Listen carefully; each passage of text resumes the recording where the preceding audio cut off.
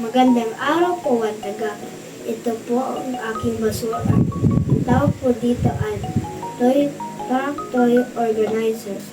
Dahil mahilig kami ng kapatid sa toy cars, kaya naisip kong gawin itong truck toy organizer. Ito ay gawa sa lumang karton ng electric fan at karton ng pinaglagyan ng groceries.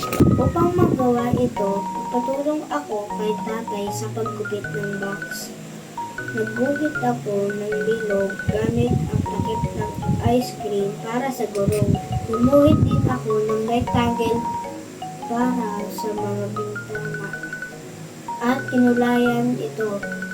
Tinulungan din ako ni tatay sa pagdikit ng mga parts gamit ang glue gun. Ang aking truck toy organizer ay makakatulong upang maiwasan pagkalat ng aming mga laruan habang naglalaro.